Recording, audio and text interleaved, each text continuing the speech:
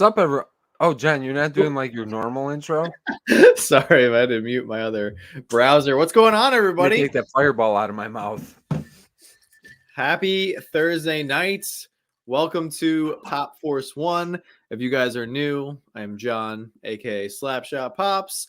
Next to me is Bree from the Pop and Duo, and beneath me, just kidding, it's Vince. And then we have Josh from Professor Josh. How's everybody doing? What's up? What's up? I'm doing all right. Doing all right. Fantastic. Vince, I gotta say, I felt for you, man. I will not spoil your video. I hope everybody goes and You can watches spoil it. it. You know what? What do I care? Spoil it. All right. Well, since we're already here, Did you see the look on my face though? Like I that did. thumbnail was not trolling anybody. Like I almost stopped the video because I was like, I was saying that I was fine, but I wasn't fine. You know what I mean? Are you gonna reach out? Like, are you gonna talk to him? No, I'll be honest. Please do. I'm gonna ruin it. I'm gonna show you it. I mean, I'll be honest. I mean, guys, this thing is so, and I glued it right back on. Like it glued right back on. Look at how small this thing is. It is, yeah, it is quite thin. And like, I don't know why I keep on saying I'll be honest. Like, what's the solution to it? I get my money back, and then you know what I mean? Like, it's tough. I still would have to go tough. buy it. I'd rather have it with a broken antenna because, Jen, I don't know about you, and Josh, I don't know about you. I've gotten other broken things before, and sometimes if I'm keeping it, I glue it back on. If I know that I'm getting rid of it, I'd keep it broke, and I'll either, try to trade it or sell it as damage. But like, if I knew I wasn't keeping it, maybe I would have reached out, which I have done before. I remember I reached out. Yeah. One time I got something from Spy World. It was an anime. I don't even remember what it was, but her giant hair had broken off. And Jonathan rectified the situation right away and refunded and all that stuff. With something like this, I feel like, and the box was in really good shape, I didn't care. You know what I mean? If I wasn't keeping it, maybe I would have. I don't know. Well, sometimes I also feel like, you know what? It just stuff happens, Stuff does happen. And we'll get more into it. We'll get more into it tonight, I'm sure. But Woo TF back says, love your content. My name's weird as hell, but I'm from NYC and you helped me a lot with my collection. Well, thank you so much for jumping in the stream. I don't think that name's that weird. No worries about the name. Let's see. Much weirder. Let's see who else is in the stream tonight. What's going on? Catfish Billy. Tommy is here. He's going to be watching the video after. Yeah, guys, catch the video, or I guess, if you really want to go find out what's going on, go watch it now, but feel free to watch it later. Add it to your playlist for the weekend. Susan is here. Kelsey is here. Ryan's in the building. What's up? Holly, Monster Pete, Sam, Wayne is in the building. What's going on, Wayne? Jonathan is here. He says, looks brand new. I'll give you $10 for it. Well, I don't want to get into it just yet because we're gonna talk about it because you actually made a really good point in your video today, Vince, that I want to talk about. Kind of goes a little bit hand in hand with our video today as well. Chris is here. Cross God is in the building. What's going on, guys? If I didn't see your name yet, feel free to drop a hello in the chat. What's going on? Dave, Jeremy, Evelyn, Pipsqueak, Red Wing, Les, Mr. SD, Magma, Corey, Cindy. Thank you guys so much for tuning in to another fantastic Pop Force One live stream. Magma dropping down the anniversary super chat here. He's been a channel member here for 19 months. And yes, we have some damn good Star Wars news to talk about. So I'm pretty excited for tonight. Dan said, great question. What is a good glue to use for pops/sodas for broken parts? Well, we can ask Vince. What glue did you use for Mr. Red? Let me see if I still have it down. Sometimes I use super glue I don't know where oh no, it's right here. Jesus, I am straight up blind. Literally, it was right there. Okay. So I use the Gorilla Super. Oh my God, this looks like a commercial, does it not? It does. I use Gorilla Super Glue. There you go. Brought to you by Super Glue. Not You have a broken sponsored grail? or endorsed by Super Glue or Gorilla. But I use the gel kind because it's not as runny, because I've made messes before. You know, sometimes parts are, I don't know about you guys, but sometimes super glue does not work for me on certain No. breaks. In this scenario, it worked. I mean, like if I showed you guys, there was like a little shard that was left that I could glue this back on. And why is it still out of the box? I seen that question asked. It was out of the box because I wanted it to like cure for days before I put it back in the box, because this thing is super, super small. But I mean, and I don't know how you could barely see like anything on there. I mean, it doesn't look like anything was ever wrong with it. No, I think you did a really good job with what you were working with there.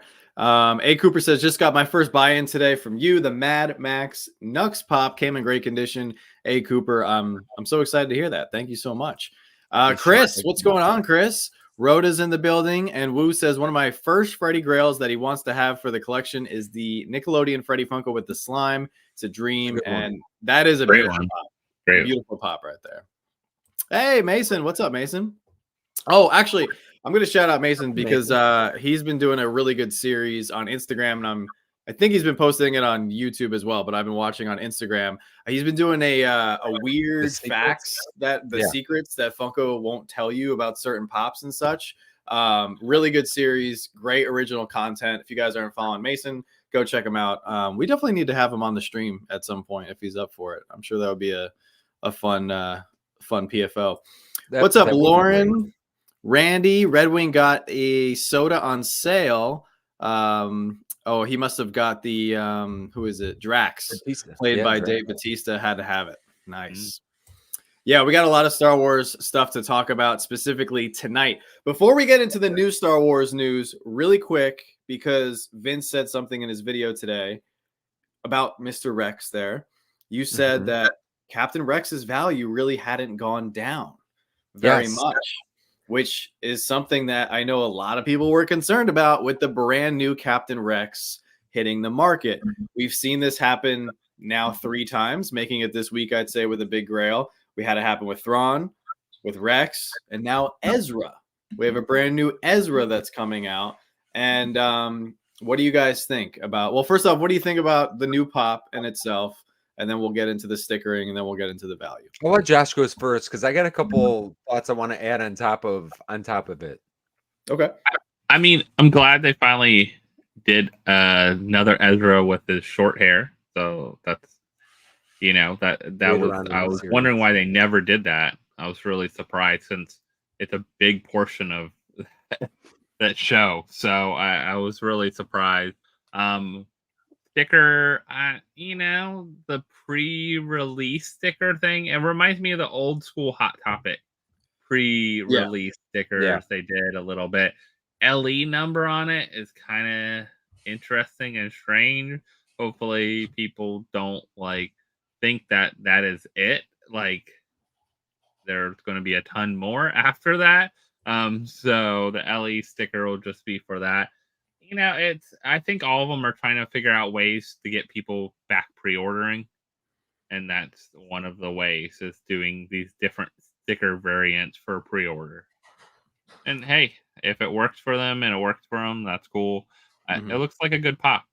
And, you know, I've seen a bunch of the exclusives like that going for about that now. Any of the like exclusives from a certain retailer. Plus, they're usually coming in a protector and all those kind of things as well, too. So at least you're getting a good pop in a protector as well.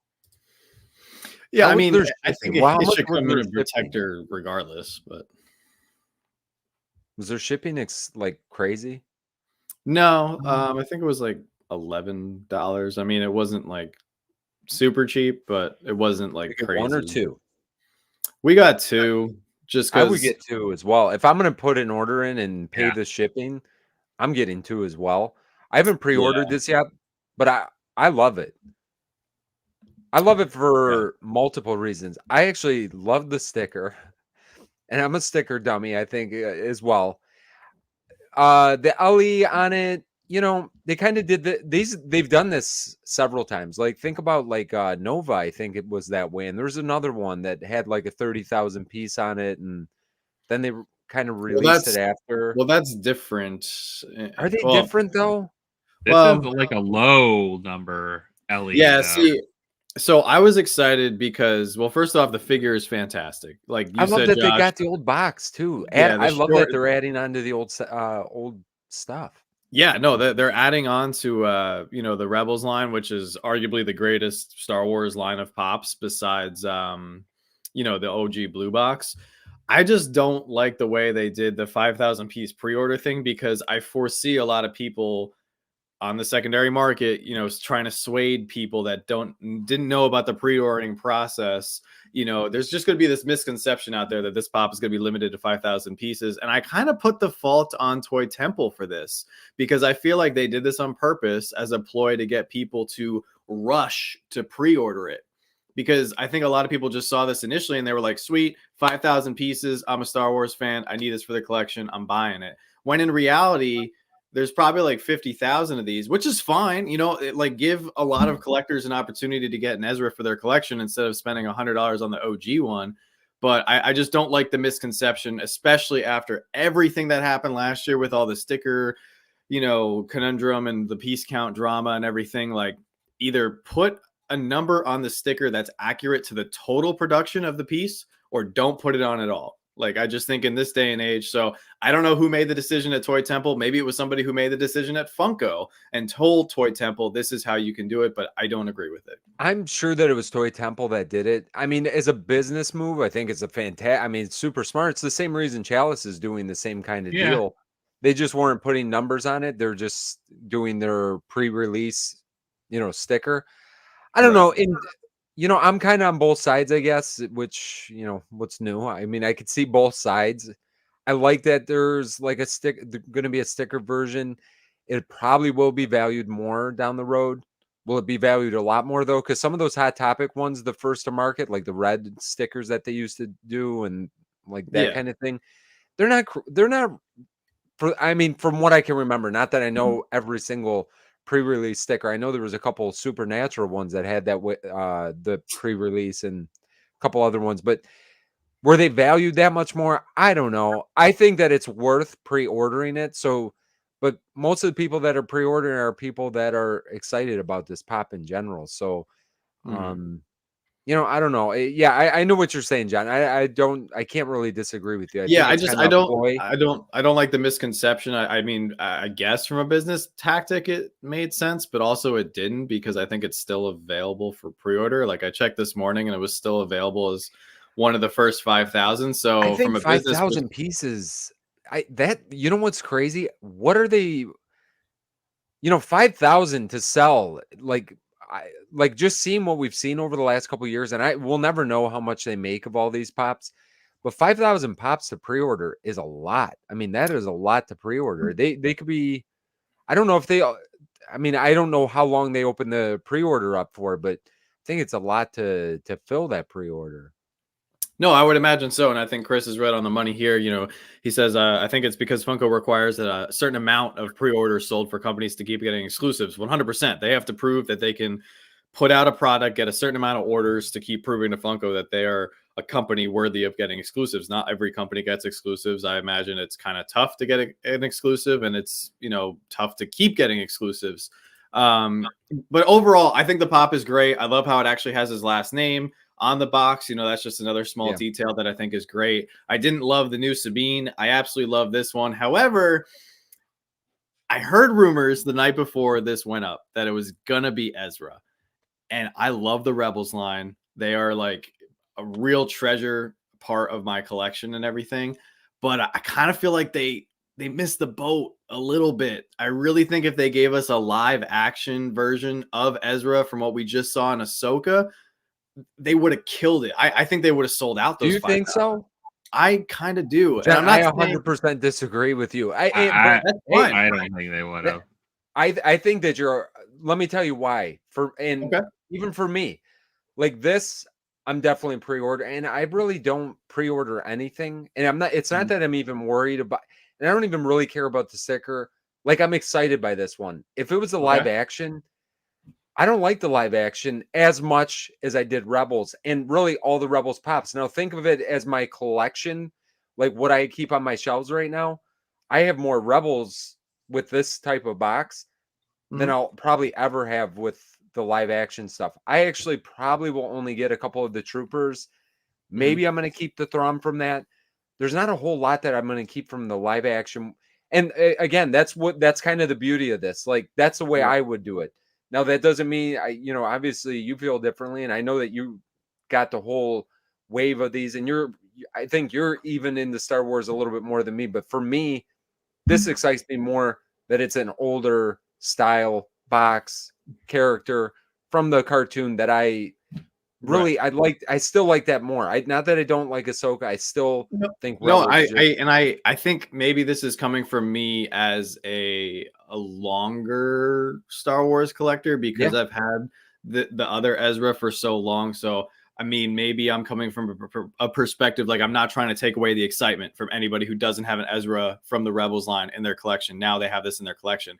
What I'm concerned about is I'm seeing a trend with Funko and specifically with Star Wars where they're, in my opinion, they're waiting way too long to make something that based off of hype from a show. And I feel like if they were to make a live action Rebels, a live action Ezra, like as each week goes by, people are forgetting more and more about the show, and we're probably not going to see another version or another season of Ahsoka for like 2 to 3 years. So I would like a newer, updated version of Ahsoka. I guess my point is I just want to see Funko kind of keep up with like present day what's going on with Star Wars. Like, it's great to go back and give us these different versions of characters and everything. I just I don't know. I just feel like sometimes they're just kind of far behind the hype. I don't know. I'm not trying to take away the excitement. And I saw Jonathan said throw up a poll, so I will gladly throw up a poll, and we can. Yeah, actually, that is a good idea, is to throw up a poll, because Jen, for all the reasons you just said that, I'm on the other side of it. I actually like when they go back and revisit some of the older stuff if it's different enough. Like this Ezra, especially this like it's not just like what Josh pointed out earlier. It's not just the pose change. You got the hair different. Like, this has some meaning to it. It's later on in the show. Not that I want to ruin it for anybody, but it comes later on. And I like that they go back and revisit some of this. What I do. So real quick, this is just a real quick little segue, because talking about like the original Captain Rex, now we got an Ezra. What's going to happen to the values? I've had people point out like Grievous. We've had several Grievuses now that destroyed the value. What I really feel like destroyed the value for Grievous, it was vaulted, and then they unvaulted it. They did the overseas. Yeah, that overseas release is really what killed Grievous. And then we got another, at least one, and then we got the other. There was a GameStop one, I believe. If it was a 2-pack, I don't remember. They gave us a battle damage gaming greats one. Right. No, they destroyed Grievous. Well, Grievous was messed up. I mean, the fact that so Grievous, like you just said, they restocked it to death. That brought down the value. It started to go up again, and then the problem was, it was a good problem. Then the second Grievous they released was the Hot Topic one, which was way more accurate than what we saw of him in episode 3. So why would anybody go out and buy the older version of him that was restocked and everything and only had 2 arms and 2 lightsabers, when you could go to Hot Topic for $15 and use your hot cash and get a more accurate General Grievous? So that was the story with this. So overall, Vince, do you think, Vince and Josh, you think this one is going to bring down the value of the older one? No. Okay. I think it'll bring it down minimally. I think that these always bring them down minimally, because some people are perfect. Like, if you get a new collector in that has only collected for a couple months and they're really into the Rebels line, like, they're going to put their time and energy. Like, I'm just thinking back when I started collecting, like, you put your time and energy in what you can get. Yeah. At the beginning, they're just going to want this one. Now, people that collect lines, like I collect lines, and that's why I like it when they go back to like, if they pulled out another 1966 Batman, I would love to hunt that down. I'd love to get it for retail. They came out with the Two-Face Joker for the animated series last year or the year before. I love picking that up for retail. You know what I mean? And it's just adding on to a line that is not gigantic already. And the Rebels line is not gigantic. So again, for me, I'm way more excited that it was the old school Ezra. If it was a new school, I'll be honest right now, 100% I wouldn't have got it.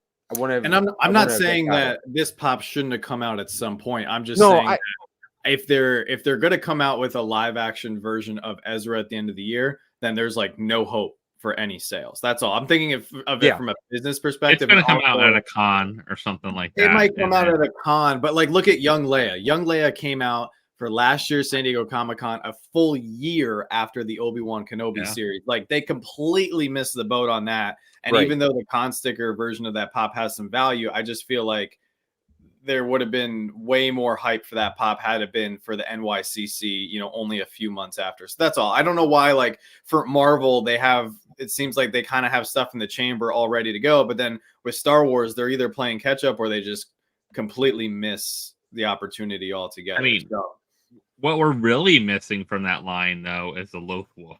Like that's what we're really missing. We need one of those in a pop format. So Loth Cat, Loth Wolf, things like that. And so far, I mean, to back up Vince's point, I mean, I know I'm not surprised by the results of the poll. And like I said, I know I'm probably in the minority here. And it kind of made sense to me at first. I thought I did not expect a Rebels Ezra. I really didn't. It made sense to me that they were going to make a live action one because they've already put out a good portion of that Ahsoka wave, and we've seen so many characters from the show. You got Baylan and Shin and Hera and a new Chopper and everything. So it just kind of made sense. To say something controversial. I think they released too many comments for that show. And maybe that's not controversial. Maybe that's not like the hot take right now, but I feel like they went too hard with. And I guess we play this line here because what you're saying, John, I'm kind of like disregarding a little bit because I wish they would have made that smaller. You know what I mean? Okay. And give us a couple through the con maybe this year and add on to that. It just, I don't know. For me, it's always built more excitement when we have a smaller set to begin with. Okay. And then it gets gigantic and then you become bored with it at some point because they go overboard. But there are some sets, man, that just were like perfect. Like I always go back to Thor Ragnarok. Thor Ragnarok was the same way for me. They had a nice like core, and then they brought out a couple from the Marvel Collector's Core. We got a couple con ones later on that year. I like that it grew a little bit over time. So I like collecting that way because it doesn't feel as overwhelming. You know what I mean? So would you have preferred if they had taken those pops and said like, all right, Baylan and Shin are going to be Hot Topic exclusives. Chopper and Hera are box lunch. The two troopers are GameStop. So you just kind of, but not, and then, so you want them to be exclusive to places and not drop all at once. I would have liked them exclusive.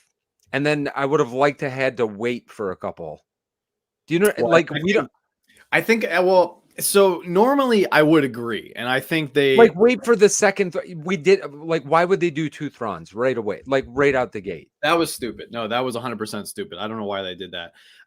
Normally I'd agree with you. And I agree with you on the Thrawn thing. But I think with this show, there's just too many moving, there was just too many moving elements and you have so many big characters. They never did Baylan was a new character. Shin was a new character. The Thrawn's Night Troopers, new characters. Merrick, new character. So you have all these pops that they're going to do new characters of, but you also can't ignore the fact that like Hera is such a big character. They're going to do her. Chopper, Droid Cell. They're going to do a Chopper. So like these characters that they did, like it all just seemed to like make sense. And I still think they're going to do what you're saying. Like we still haven't seen Jason. I feel like Jason's somebody that we're going to see at a con, either San Diego or New York. The Night Sisters. We didn't get the Night Sisters yet. I feel like that's a perfect opportunity for like a glow in the dark free back. That would be, yeah. And you know what? Do you know what's really funny, John? This is exactly why Funko can't win. We are the perfect. What we're doing right now is exactly what the problem is. Like, I'm saying the opposite of you, and I'm not saying that you're wrong, but like they can't please us both because what I'm saying right now is that they should do the slow burn. You're saying they should capitalize on the popularity, and I can't say that you're wrong. And I don't feel like I'm wrong because I feel like I do like you're not wrong. I'm just trying to point out like there's too many. It's not like it's not like perfect example. I'll throw Mandalorian under the bus because it deserves to be thrown under the bus. There's so many Mando and Grogu pops that like I'm sick of it. I'm over it. Right. I don't need a masked Mando, an unmasked Mando, a jetpack Mando, a Mando holding a dark saber that he never really knew how to use in the first place. And then we have Grogu sneezing and Grogu eating and a blue Oreo, and you have all these different things. That is a mess. What I'm saying is I'm okay with bigger common drops if you have all different characters. That's all I'm saying. And if those characters are relevant enough to the show and the overarching universe, I'm fine with that. I mean, they're going to make another season though, Ahsoka too. Yes. So I mean, that's another thing too about it is there is more coming. It's not just going away. So I think that'll help a lot. So that is my thought. Bendu 6-inch is a must for Rebels. I don't know why they have never made a Bendu. That it's been needed for a long time. Yeah, I can tell you. Do you guys want to know why they've never made these characters before? Excuse me. Nobody knew about these characters. Rebels. Nobody watched Rebels. You're 100% right. I watched Rebels. You cannot tell me with a straight face that somebody at Funko is either a Star Wars fan or has a computer, and somebody went on HobbyDB or Pop Price Guide one of these days, like a year ago or 2 years ago, and they were like, do you know how much these Rebels pops are selling for? Like, they must look at the aftermarket. You can't tell me they don't look at the aftermarket when they release a pop in a line that hasn't seen a new pop or a new addition to that line. They should. If they don't, they better be.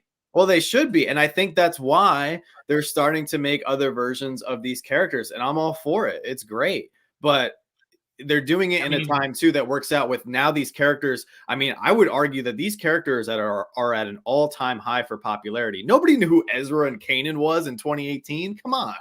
Like Bendu, like if we were in a live stream 2 years ago and you said that, Les, 99% of the people in here would not even know what you're talking about. And honestly, I would argue that probably still don't know what a Bendu is. 60% still don't know who you're talking about. And that's okay. Most people don't even know who Thrawn was 3 years ago. Like, it's just, it is what it is. It's okay. It's just the fact that now these characters are relevant. A lot of people have gone back and watched the show. They watched the Clone Wars. The prequels are very popular now, unlike 5-10 years ago. So yeah, now it's a great time to be making these characters. But we see that over and over again now. We've seen Wizard of Oz, right? Like, hadn't been pops forever. Now it come back. Goonies. Well, there's a new Wicked movie. I feel like that's got to play into it a little bit. I think it's the anniversary. Now, are they going to do Wicked too? I hope not. I hope they don't add Wicked. They do Wicked pops, and they just did the Oz pop. Like, then it starts to be. But that could just prove my point again, though. Do you think, honestly, that they just came up with this new Wizard of Oz line like out of nowhere? Has anybody looked up the values of the original wave and the metallic exclusives from the cons? Yeah, thousands of dollars, hundreds of dollars for some of those original commons.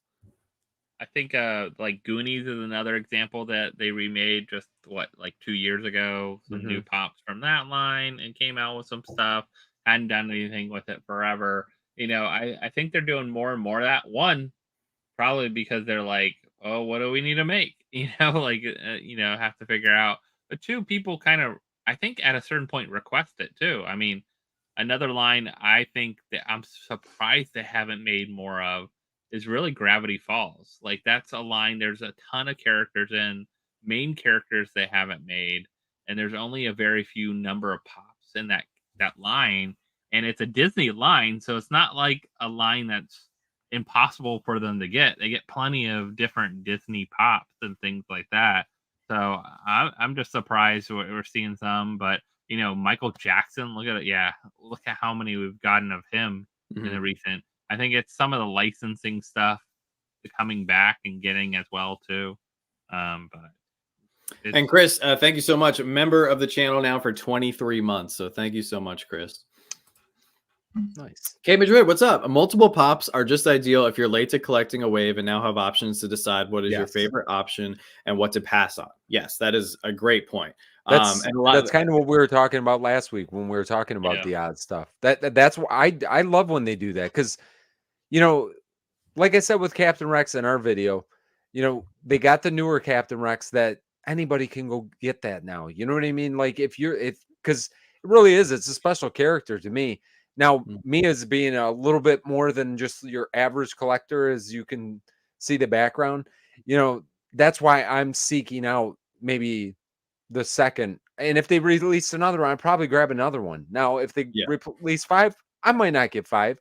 But like I got a lot of Darth Mauls too. I love Darth Maul. So I got a couple of those, but I don't, you don't need everyone. And that's where you get to kind of decide, especially when you're newer getting into this.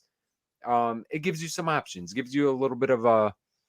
I also think Funko should get a pass. Like if you haven't put out a wave of pops from a line since like 2013, go for it. Like, because chances are 99% of your customer base wasn't buying your products 10 years ago. They're buying your products now.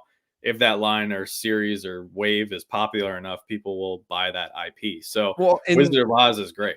And I think this, like Funko's at that point, like they put in their work, meaning, now we're talking, we've got pops that are almost 15 years old, that are out there, we're reaching 13, 14, 15-year-old pops. So now is the time to circle back on some of those original sets, put those out there. There's going to still be a section of the community that collects grails and more expensive stuff. I remember for a long time when we first started collecting, I wouldn't buy anything over like $30 was like, no way I'm spending $30 on anything right now. But then as you get into it more, you either just stay as a casual collector, which is 100% fine, or you start trying to go a little bit deeper and you start collecting lines and you start collecting, series of pops and sets of pops. And then you're able to decide, do I want to dip my toe into this side of the market? I love that we're going to have, it's just, I do like when they make the new stuff a lot different than the old stuff. And really a lot of the new stuff is just way more detailed too. So you already, the molds are better. I mean, let's just face it, way better. But it's just like anything, like your iPhone in 2010 is a dinosaur compared to your iPhone now. Like look at like the original Sonic Pops. I was just looking at a Knuckles today. Oh my god, the original Sonic Pops they're hideous. They're ugly, but I want them all. Yeah, but we love them. Like they're so cool. They're amazing. They're amazing. I don't have any. See, and that's what I'm saying. That's why it's like, and the new stuff is like killer. They announced that 2-pack today, the Flocked Shadow and I want to say Kathy. I don't think it was Kathy. Maybe it was Amy. Mm-hmm. Whatever part of the other 2-pack that was flocked, that looked phenomenal. And I love the new stuff too. The TargetCon one coming out. I think was it we're gonna talk about that. Okay, sorry, I'm spoiling. No, you're not spoiling. We have a lot to talk about with TargetCon. Will's Pops, do you think they're gonna release any of the TargetCon pops early? I'm sure some of them will leak in certain parts of the country, and some people will be able to buy them before. Usually they're locked. Because I have seen Target. It might have been before TargetCon, but sometimes, like I remember the Artist Series Batmans were available. Yes. At a couple of our Targets early. They won't let you check out. But there are managers that'll come by and do whatever they want to do for you. But typically I've been denied at the cash register with stuff that drops early. Yeah, even if it's not locked, like our Targets, nothing's locked, but it's all street dated. You go to scan it, they don't let you buy it. Right, exactly. CrossGod says, do you think the new Wizard of Oz pops will devalue the old pops? Hard no. They will not devalue whatsoever, because even if the newer molds are more detailed and the characters look better in newer pop form, there's just so few of the older pops from any line pre-2015 on the market in good condition.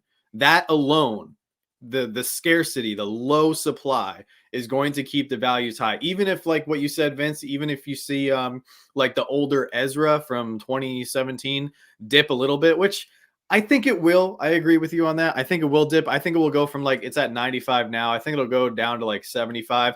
I think if we see him, which we will see him again in the Star Wars universe at some point. I think when we see him again, it'll spike. And I think both will spike. I think this newer one will go up to like $28, $30. But no, 100%. The new Wizard of Oz pops will not devalue the old pops. Same thing with look how many newer Sonic pops we've gotten. And the older ones are still in the hundreds. So the original trio. So, and then Killer B agreed with you. He said, I was like that for a while too. Never spent more than $20 to $30 per pop. Just recently started spending more on rarer pops. But I feel like this is an evolution as a collector, right? 100%. Because you get into the community, you start to learn the ins and outs of what's going on. How does Funko work? Where can I buy them? How do I get older stuff? You understand that there's a market, and I feel like subconsciously you realize how many other people are also in this community and searching for stuff on the secondary market. And once you justify it to yourself, you're like, okay, this item has a solidified value. If I want to get this item for my collection, I'm going to have to pay close or near that value to get it in my collection. And then you start, you buy a $40 pop, then you buy a $60 pop, and then you buy a $100 pop. You put it in a heart stack, you put it on the case. You're really proud of it. It's like the evolution of being a collector. You buy a $500 pop and you pray your wife doesn't. I haven't done that yet, John. I haven't done it in a long time. I'm still married. What's up, Brian? And I also saw Steven, aka Down Under Collecting, jump in the chat. What's up, Steven? Although I will say, if anybody has a social media Freddy common soda for sale and wants to make a deal, I want that one. Rub your mustache when you do that. Go like this. I'll make a deal. It just seems like, John, I'm gonna go find one for you. I don't know. I can't believe how much the prices come down on those. I want that so bad. I've been wanting that for years. Our targets have pretty much quit putting street dated stuff out early. Yeah. With that being said, Susan, actually, last thing Star Wars I want to talk about is NFTs. Star Wars NFTs are coming out. Now, what do you guys think? What area? That's what I was just going to say. Yeah. Did anybody see that it's drop only again? Yeah. And I bet you, I really feel like, I don't know if it's drop saying that. I really think that it's a Disney thing. I think it's Disney. Yeah. I do I too. Think Disney's doing it licensing wise. They don't want it to go out to everywhere. So, in a sense, this is probably going to be hopefully all right. Depending on what they put out too, there's going to be like 60,000 packs at least. Oh well, and also, I mean, just in general, what they put out, because I don't know. I'm really scared after kind of the Disney packs. That we're gonna have Luke and Leia and Luke and like that, it's crazy to think what they are. What are they gonna do? Like, what are they gonna do to get people excited? This is my most anticipated release of what are these gonna even entail? Are they gonna be the original trilogy? Are we gonna get Rey and Kylo? What's gonna happen? I think that the drop thing. Listen, I'm paying attention to the Disney stuff hardcore, and judging by the Disney stuff, people just straight up must not understand drop at all. Because even when you see the amount that is for sale for some of this stuff on the secondary market, it's insane how actually something that I looked at the other day, and I don't want to deep dive into the nuts and bolts of NFTs. You can, and Josh, I'm sure that you already know this. You can actually see how many accounts actually hold cards from particular sets. Most drops that have been happening, there's only 1,000 to 1,300 accounts that are buying all of these.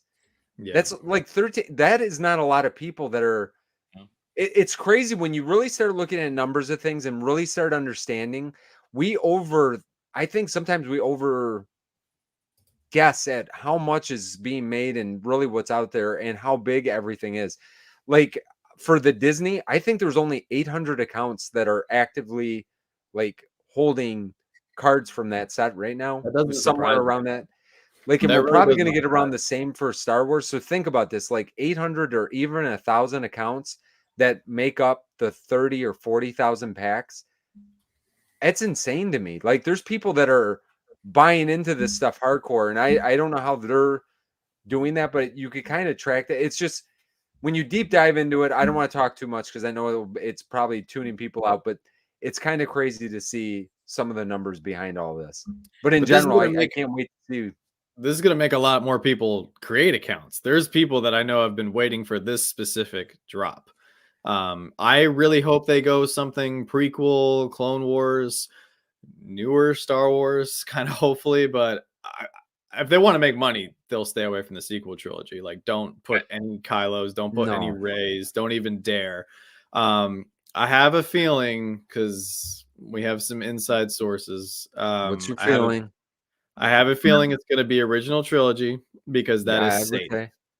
Luke Skywalker is safe. Chewbacca is safe. Vader sells. Like, they're going to go. I think they're going to go with these original characters. I also saw, where was it? Jay LTO said, if it's dropped, there's a chance there won't be a Freddy in it.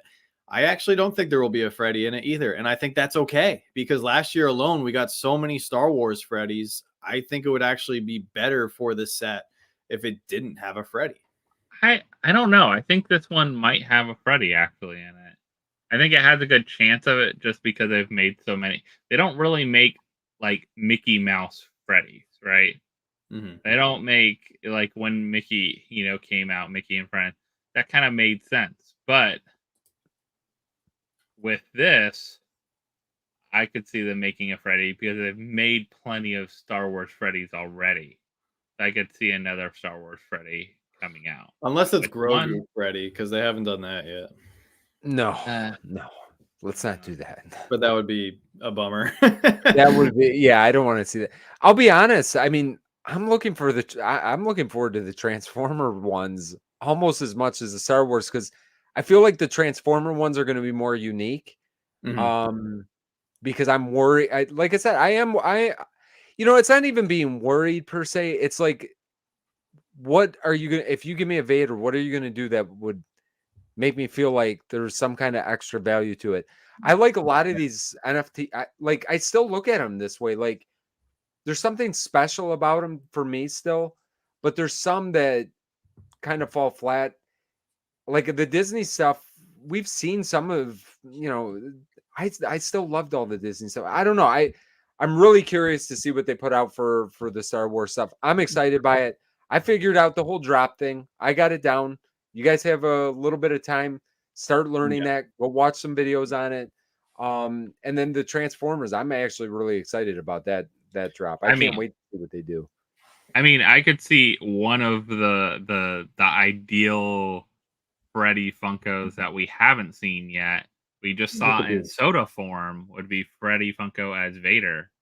They could do that. Freddy as Vader. So now, Kelsey, if they do Freddy as Flock Chewbacca, I will be extremely excited and equally as angry at the same freaking time. That will be the biggest rush of emotions, because they've already done a Chewbacca Freddy, but why on earth it didn't have a flocked variant, lower piece count? I don't know why. It will in this NFT set.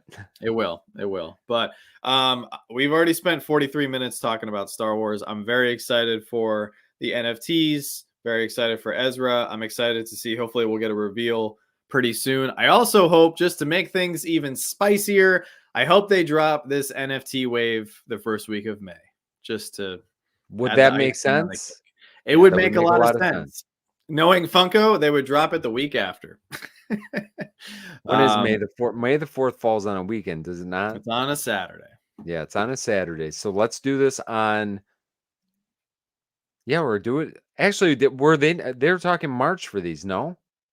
Oh, is it March? I thought it was March. Now that you're saying that, it just says coming soon. A lot of rumor. No. Is it rumor right now? I see. Rumor. Yeah, I don't know where I read it. I mean, I think several people have put it out there, but I don't think there was a total confirmation of. Is it confirmed March? Coming soon. I thought I had more time to save up money. Yeah, no, you don't, John. You don't. Freddy as Cad Bane would be. I'd love that. Freddy as Thrawn. Give me something that you can do something fun with Freddy.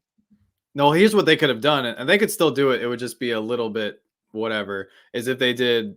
They've already done a Mando Freddy, but this is the only exception. If they did a Mando Freddy with a little Grogu proto as Grogu in the same box, that would be legendary. That would be different. I would like that. I'm fine with that, but that's the only way. That's the only acceptable thing. It says March in the email. It says March. Okay. Yeah, I thought I saw March somewhere. Was it an email? That's terrible. I don't remember seeing it. I mean, I'm on drop and. I Yeah, I seen don't it. You know, see- it could be I don't see you know, I could be making this up in my own brain, but I'm trusting Stephanie and Yeah. Richard here. Actually, well, speaking of the Mandalorian, played by the one and only Pedro Pascal, let's switch it up and go to Marvel, where I feel like once again equally excited and disappointed at the same time. So yesterday was Valentine's Day, and Marvel and Disney blessed us with this little Happy Valentine's Day card confirming the new cast of the Fantastic Four coming to the MCU. How do you guys feel about this? I like mean, the cast. I mean, Did you not before like even it? this, though. No, I like had the, the I like Wolverine. the all right. I Okay. like the cast. I think the three people they picked for Johnny and Sue, as well as the Thing, Ben Grimm, great choices. You But don't like Pedro? I can't unsee him as the Mandalorian. Like we couldn't Yeah. find Last anybody of Us. else. Come on. There's Last of 8 Us. You didn't watch billion that? people on this planet, half of them likely men. We couldn't find somebody else to play Reed Richards. Like I'm not dissing Pedro Pascal and his amazing acting career and everything, but it's just like Jen, give somebody new a chance. You know? Listen, did you watch what's the based off the game? The Last of Oh Us. my god. No, I did not watch The Last of Us.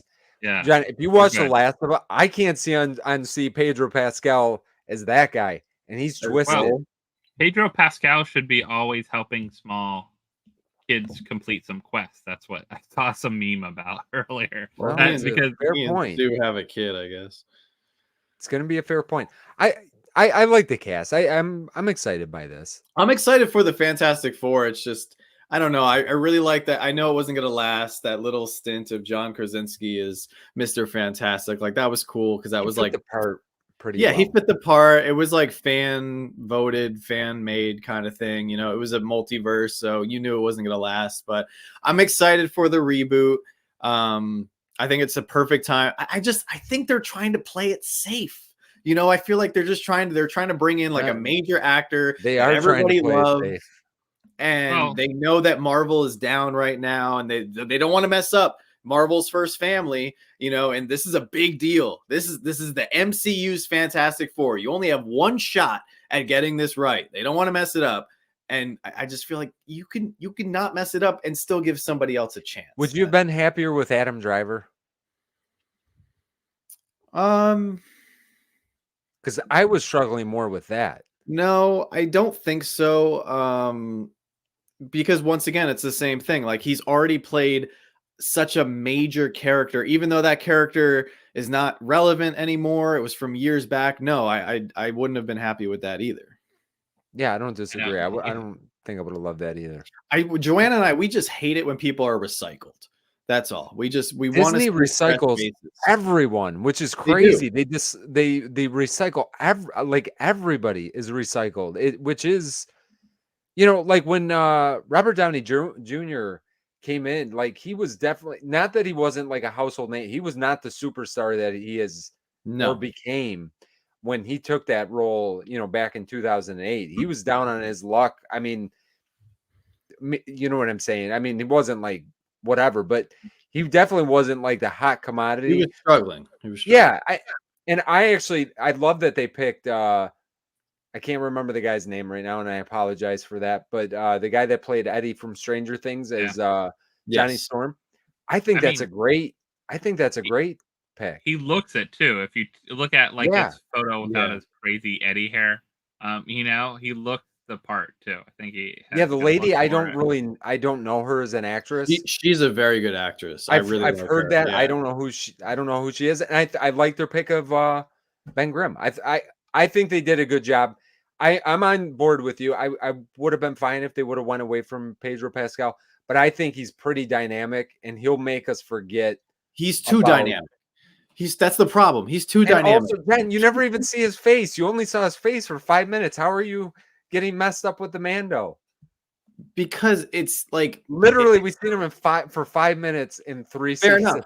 Fair enough. We only saw him very briefly. However, he's everywhere. It's on toys. It's on memorabilia. It's on posters. It's on collectibles. Like, he is a symbol for kind of like the rebirth of Star Wars. Like, I feel like it's not even I feel like it is a fact. The Mandalorian show revamped a new era of Star Wars love. It brought back the OG fans, and it is now has created a new era of kids and teenagers and young adults who are going back and watching the original trilogy. They're watching the Clone Wars. They're watching Rebels. They're in love with Bad Batch. Like, he is it. He saved Star Wars with, obviously with the help of Jon Favreau and Dave Filoni and everything, but also he was in DC as well. He was that, not great villain in that Wonder Woman sequel and everything. So it's like, oh really? my God, don't even bring that movie Completed up. the trio now, Star Wars, Marvel, and Disney. Plus he's in other major franchises. Like,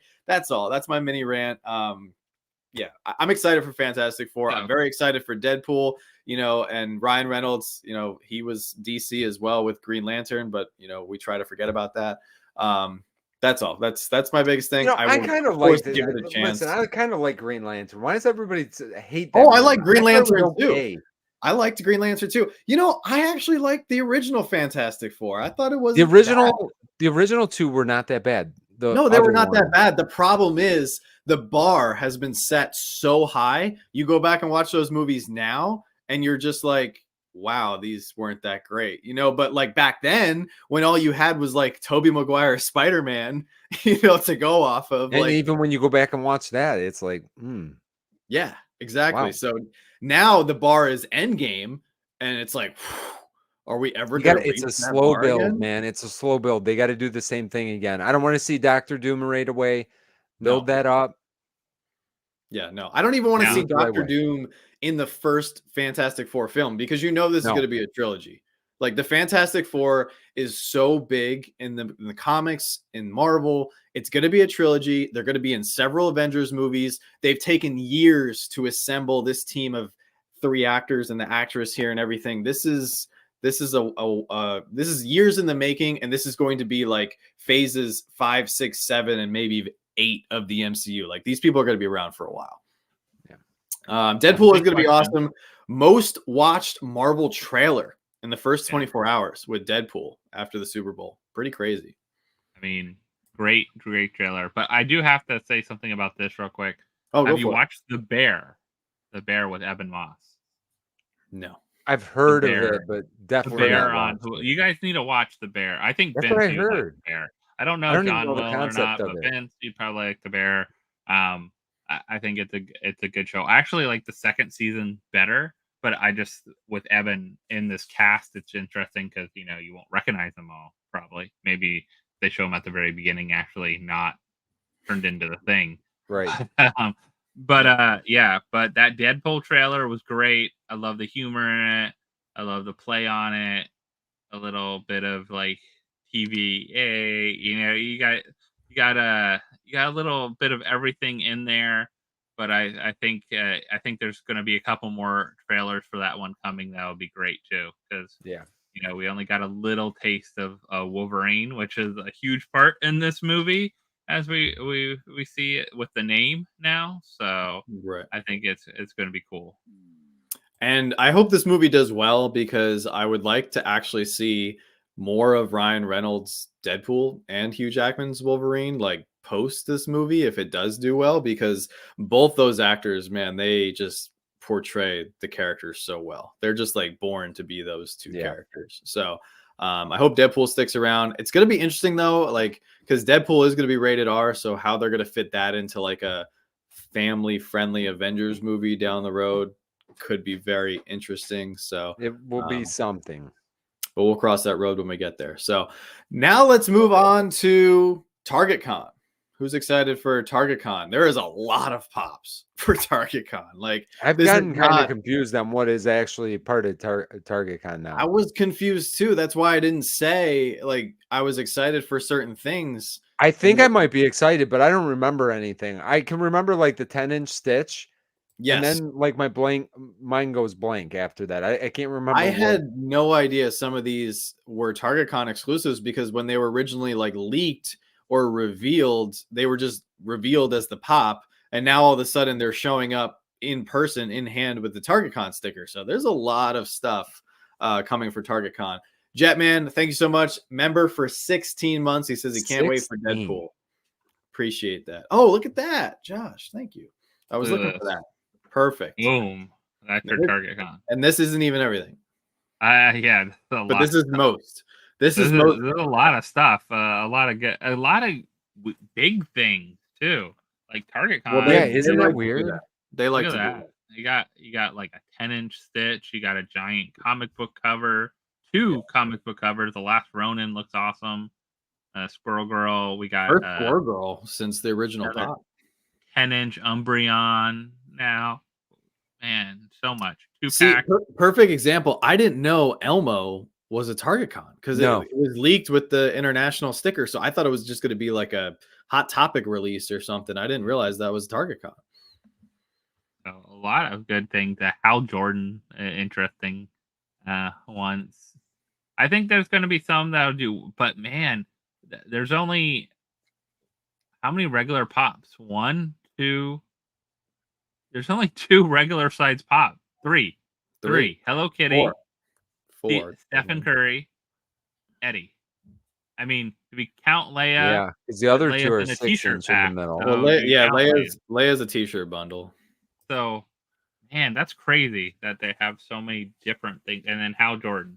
So I need Shadow and Amy, but I guarantee you our local Targets won't get these pops for another year. I don't know what it is about the new exclusives, but does anybody else have this struggle? Does anybody else's Targets not get like the our new Targets have always been like our one Target is hit or miss, and then I have my like honey hole Target that usually has stuff. I'll be honest, I've been getting most of my stuff online because it's been so hard. And it used to be easier to like use the Brick Seeker, the BrickSeek app or website. And I still do that, but like it seems like Targets get so few in store that like even though they say, you know, stuff is dead, like the hot stuff is hard to find. Like I never seen a Thrawn in person. Never seen a Thrawn at any of the Targets I went like to. we've never seen our Targets still have Black Panther Wakanda Forever pops. Like like there's stuff that I've seen for the last 3 years there, but the stuff that like people actually want, I never see that stuff. I'm you know, the 2-pack Amy and Shadow are probably the only like real must for me. I'm thinking. Because everything else is huge and I'm gonna get yelled at if I buy it.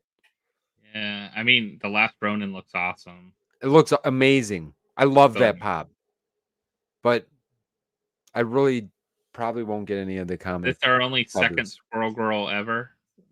Yes. We got one pop. Yeah. And she defeated Thanos, guys. I'm a Stranger Things collector, but I think I can pass on both of these. Yeah, the Blacklight don't fit in for me. I mean, you got the Vecna too, so yeah, I guess it kind of makes sense. Got to use that red card for free shipping. Hell yeah. Yeah. Free shipping and 5% off. And 5% off, yeah. No, we definitely need the I think, or what do you guys think is going to be the hottest item out of everything? I mean, I think the Stitch will actually probably do well, even though it's a big one. I think if you are a Stitch collector, you're going to go after the And Stitch. there'll be a lot fewer of those, I would think. Yeah. People love Stitch. I think the Shadow and Amy. Hit or miss. I don't know. I think the 2-pack is going to be pretty big with Shadow. Yeah, that's our top one. I think that will probably be the most popular one. Yeah, I feel like the Leia will set because I don't feel like the they've not. I don't know. The t-shirt bundles have not done well for a while now. Ever since the Blacklight Eddie. Yeah, the Blacklight. The Blacklight Venom. That's what I mean. Yeah. I feel like that was the last one that Eddie was Brock. hot. Yeah, Eddie Brock, not Eddie from Stranger Things. Eddie Brock. Well, that's why I was looking. I'm like, yeah, I guess that might do good. No. I think they've kind of overdone it with Eddie's. Yeah, the black. That's the second Blacklight Eddie. Actually, what's going to be sitting on the shelves 6 months from now? What's going to be sitting on the shelves 6 months from now? Hal Jordan. I'm thinking Squirrel Girl. Squirrel Girl will for sure be there. She'll be there, and unfortunately, she'll be damaged. You know, believe it or not, the WWE stuff doesn't seem to move that great. Really? There's a ton of listen. Maybe it's a couple that I've seen. Well, I bet you I it's see specific to each area of the country. 100%. I feel like WWE is pretty big around this area. What? Around this area. But like I seen, and maybe they weren't the most popular WWE characters because I wouldn't know, but I've seen them sit there for a long time. I don't know. You know what? I don't even know what to say. I think Leia will probably sit there a long time because I still see Maleficent, the Diamond Edition Maleficent, which I think is a super cool t-shirt. I see those still at a couple of our Targets. I don't think we'll ever see a TargetCon soda. Like, no, especially moving away from the unlimited releases. I think the only way it could work is if it was online only. Yeah, because the sodas in the stores have proven not to. They put them in those like packs you have to get unlocked at Target. Sometimes they don't. All kinds of things. Yeah, there's a bunch of sodas that are just sitting, like just open wrapper, nowhere to be found at our Target. Like they're commons. Like people just rip them open. There's no hesitation. So I will say this is a pretty diverse set of stuff, though. Yeah, it's a good mix for sure. Now, also, do you think that there's a bigger catalog for this because we didn't have like WonderCon or we didn't have like a con in the beginning of the year? Because this is a lot of stuff. This is not like pretty normal for them, though.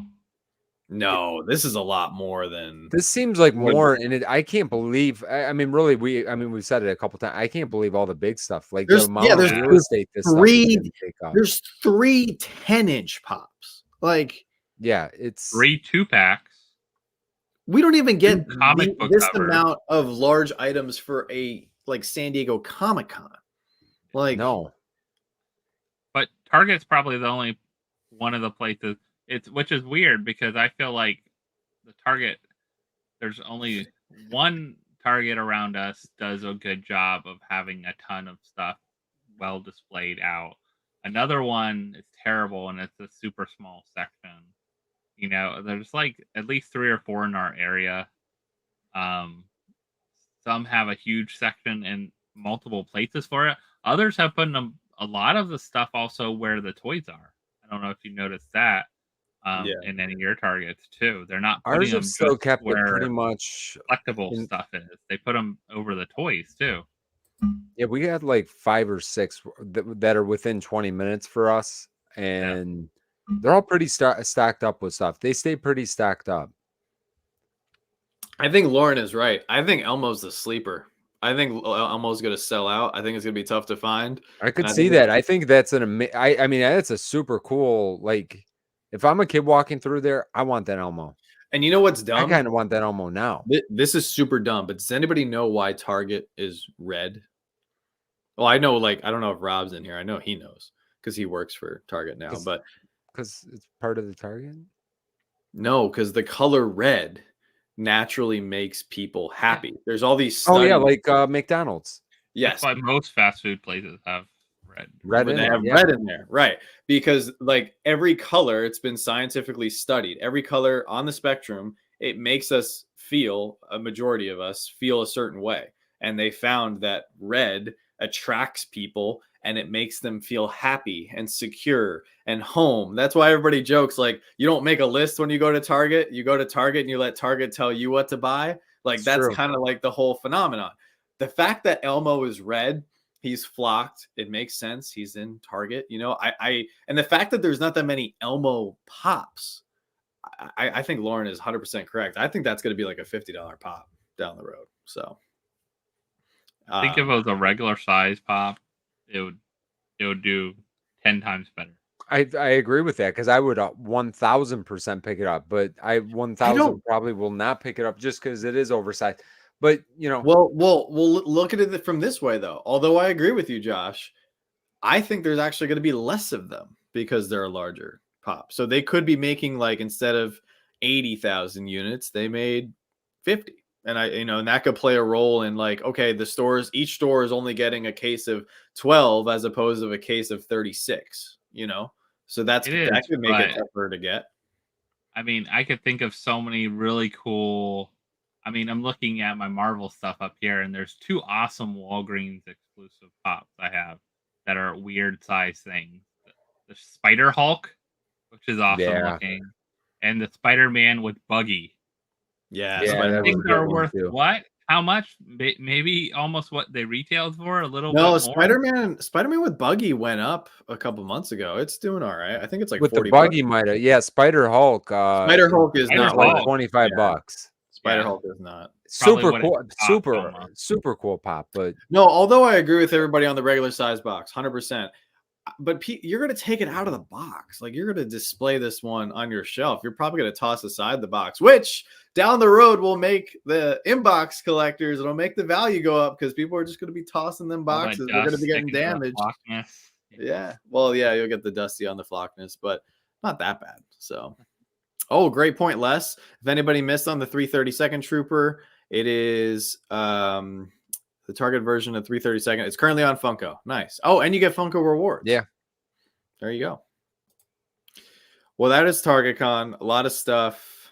A lot of big stuff. Well, because remember, like the first TargetCon, we had the Kool-Aid Man, and everybody was going nuts for the 10-inch Kool-Aid Man. Yep. I remember when we went to the Target that we were close to in New Jersey, they had 2 of them. Yeah, most of them only had 2. Yeah. I don't know. I think Shadow and Amy are the winners right there. TargetCon. And okay, so there was a thing in the beginning of the stream. Is Pipsqueak still here? Because Pipsqueak made a comment. He said that they were excited for the new Spastic Plastic soda that's supposed to come out. Did you guys? I think that was Chase Chaser that did. I think, yeah. Oh, you got Chaser. You got chased. Yeah. Is what you got. You got that. I call it getting chased because I've been Yeah. chased many a times. They were done well. Yeah, Really he does his stuff a little bit too well. Because it looked like he did a series 2, and I got excited, especially when I seen the glow. I think it was a glow soda, if I'm remembering correctly. And I was chased, my friend. Are you ready? Yeah. Here, John. Yeah. Oh, series 3. Did I say series 2? Yeah, 3. Love it. Well, we just got series 2, so that would be a really quick turnaround for series 3. Very cool. El Supremo. There you go. Oh, yeah. And I would love that too, but unfortunately. Look how good that is. That probably fooled a lot of people. Effect, too. He did a great job with the transition on it. And then, there we go. That's Freddy a great as Auto. Oh, man. Funko, take note. That's a great Freddy. That is an amazing. Love it. Make those happen. Freddy is Auto. I love it. I would buy the crap out of that Freddy. And we do need a 10-inch Blueberry. Have we not waited long enough? Yeah. I refuse to take our 10-inch pops off until there's a 10-inch Blueberry up there. I gotta say, and this is I fully support you no matter what, but that 10-inch display has always been amazing with them just chilling up there like that. I look at it every once in a while. I still smile. I really do. I know you get flack like once a week from your wife over it, but not for those. She said we're keeping those no matter what. Oh, those are staying. Nice. Because I'll be honest. Here, would you like to take a little walk in my life? We started looking at our 10-inch boxes. I don't even know where I have 30 10-inch pops, like legit. I don't even know where they're at down here. I guess we do because we have like 30 boxes. I'm starting to get rid of some of the boxes. I don't care anymore because when I try to sell 10-inch pops, it's 100% impossible. Nobody ever asks, hey, can you trade for a 10-inch anything? So I'm just going to enjoy our 10-inch pops forever. They're just never going to leave this house. For as long as we live, they can stalk me in my room if I ever pull them down from up here. But I still would like a 10-inch Blueberry. I think it would be absolutely amazing. Oh, isn't that the worst, Pipsqueak? It has happened to me so many times with his Star Wars concepts and everything. Gotten straight destroyed. Yep, straight chased. Straight chased. The other big news that happened, I guess, within the last 24 hours was the if anybody heard, the Funko president resigning and shifting to a different position. I think some people were upset about it. Some people were confused. I just wanted to point out that people change positions in companies all the time. Funko is no exception. I feel like I don't some think he people did that great of a job. Yeah, I feel like some people just like to anytime a change in leadership happens with Funko, I feel like people just try to use it as an opportunity to strike a low blow, when in reality it's just the company is still making changes for the future. I mean, in reality, I don't really care what. I mean, I'm not saying I don't care what they do as a company, because I would like them to be around, because I think it's great. Like what we're talking, I think new Yeah. collectors and people getting into this hobby, it's necessary to have the company that produces them still to be here. I think there's still collectible stuff, whether they're in business or they're not in business. But I feel like we're starting to see some of the little bit, some of the changes starting to come into play. Even like what we've been talking about with the sodas. I mean, if we get less, I think that that's going to be okay. I feel like some of the releases have been tightened up a little bit. I'd like to see a few more changes with the NFT, and I don't know how much control they have over that, but I feel like some of the changes are starting to get implemented, and whoever's going to be leading them as a president, because I don't even know what a president does. Yeah, what does the president even do? I don't know. I mean, the CEO, I know what they. I mean, I don't even know what does the CEO do. I don't know. I really don't know. I'm assuming they decide. And that's what's funny. Like, everybody gets all hyped up over these position changes. When Lauren, you hit the nail on the head. Like, did you even know that Funko had a president? Like, no, I thought you have a CEO. I didn't know there was a president too. That's kind of cool, though. Yeah, you have a CEO and a president, which I'm sure most people just found out, and then they're like, rah, rah, rah, get this guy out of here. And then to Chris's point, he's still on the board. So it's just like he just switched hats. Like he probably has to do less and makes the same money. I like or that more. Sounds fantastic. Yeah, no, exactly. And I'm saying this in jest, Mr. Perlmutter. I appreciate the hard work that you put in. Just in case he happens to be watching us, I don't want him to feel bad. But I'm kind of glad they made the change, and hopefully it'll work out for the best. I mean, you know what? I like to see that they are making changes, because if they were just a stagnant company, going through everything we went through over the last 2 to 3 years, I would be more worried if they weren't making changes. So the fact that we're seeing changes, or we're hearing about changes, I see that as a good sign, because guess what? At the end of the day, they're a publicly traded company. They have to please and make money for their shareholders.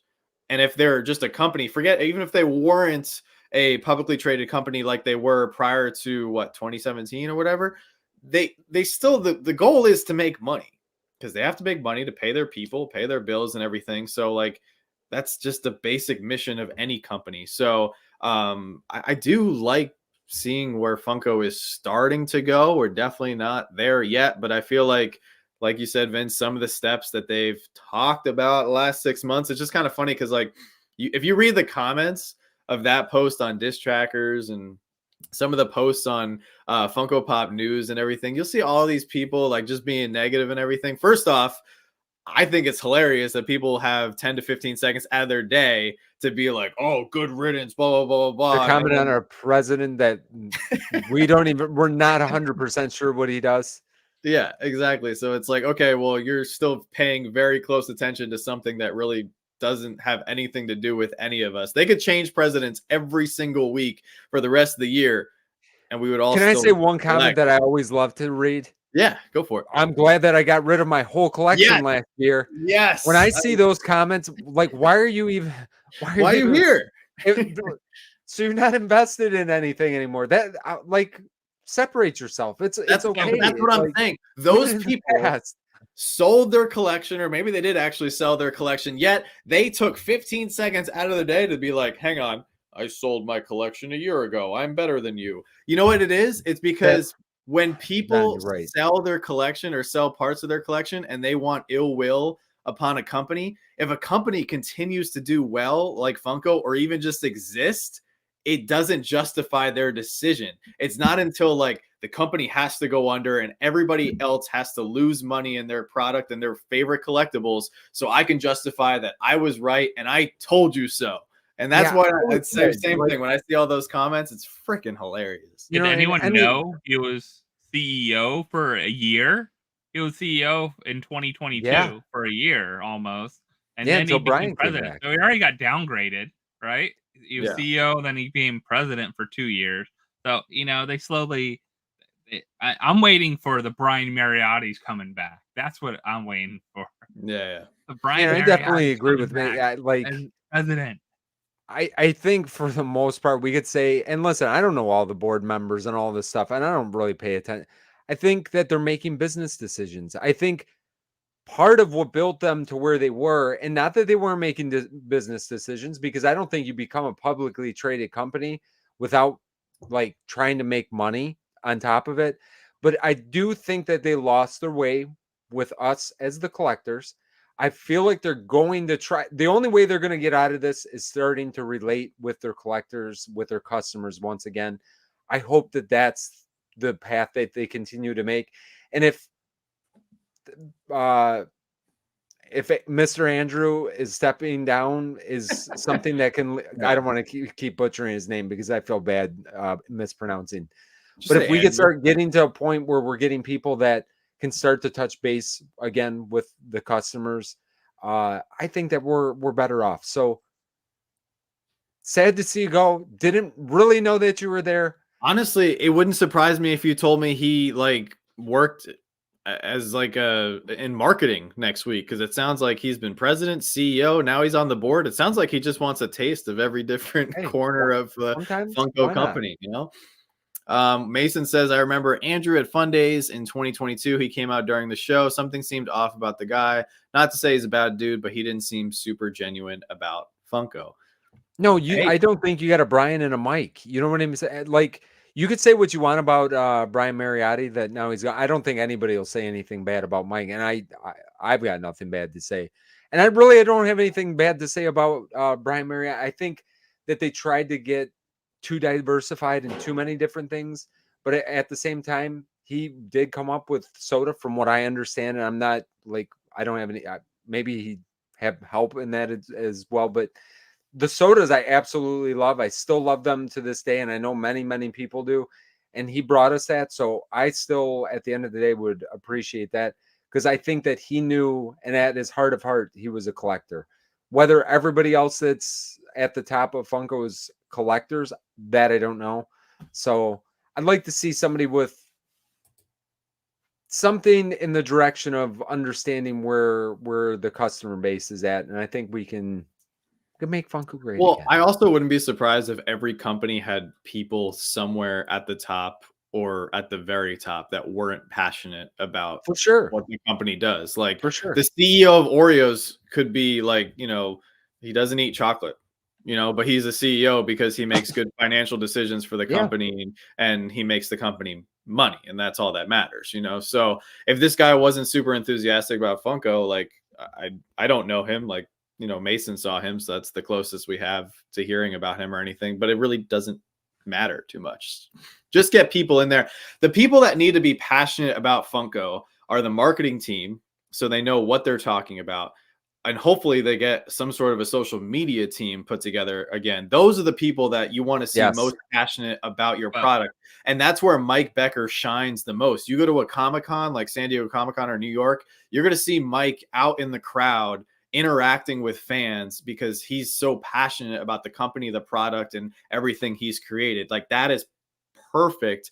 But that's also rare. You're not going to find that at every company. And that's why Mike Becker is so special, So speaking of that, interesting enough, there's several jobs that are still on their career site, including a manager for influencer marketing, which is desperately needed.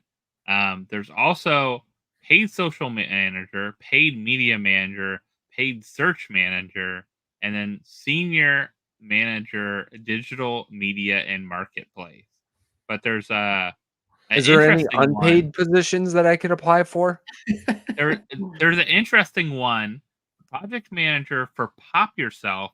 It's actually located in Burbank. not any of the other locations, but the other ones, the paid social managers, are actually London, which Oh, well, interesting. But I guess I there can't is a do that. forklift driver if you're forklift certified. Oh, that'd be Then cool. the first and second shift, you can grab anything you want out of the warehouse. I think at that time as well too. So No, especially the I'm second actually shift, pretty bad at probably high-low just driving. load Forklifts it up are to your are car. no joke. A Cooper brings up a good point. I just don't like seeing pops I paid full price 6 months ago at Five Below or this and that store for 25% of the price now. I completely can sympathize with that. Yeah, But me I neither. mean, does that change your impact? Like, let's say you bought a Batman pop for $15 and now it's at Five Below for $5.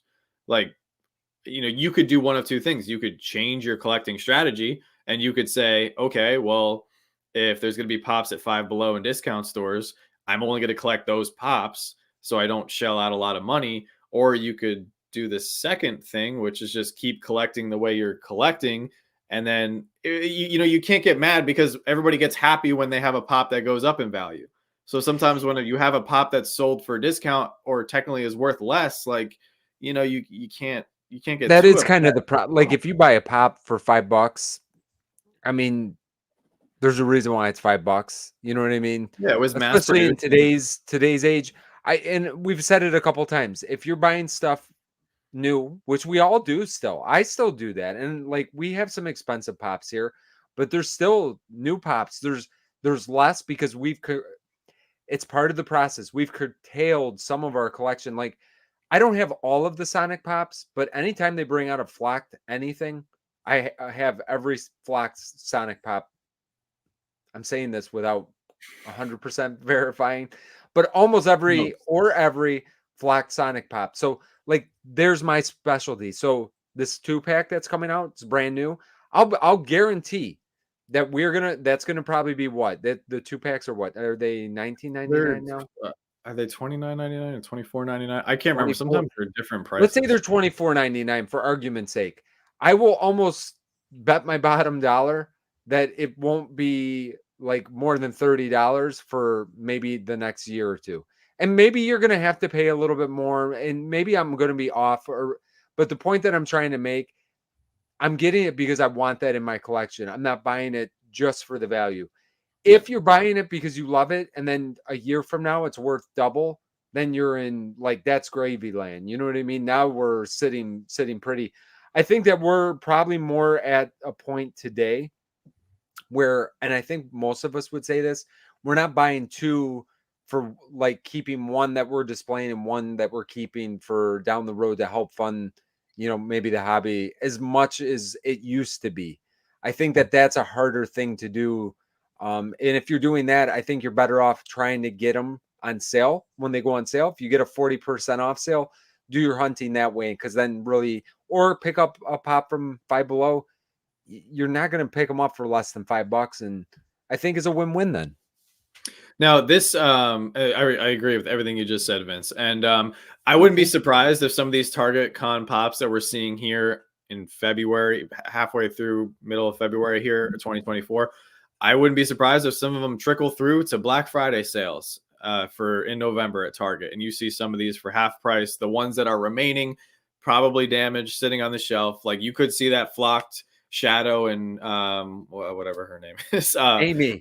Amy. I keep forgetting it. Amy. It's such a simple name. I think I called You her could Kathy see that earlier. 2-pack on the shelf for half price or 25% off. Like if you walk by it, like don't let it bother you. It's kind of like what I said in today's video that we did with the pops and sodas like that have lost their value. Like you can't get upset because you getting upset about something going down in value, like somebody else could have walked by that pop and they were like, yes, I just picked this up for $5 or I got this for 25% off, and it's a legendary pickup for their collection. And in saying that, this is kind of to piggyback on this, and we never know where this hobby is going to get to and where stuff's going to get to.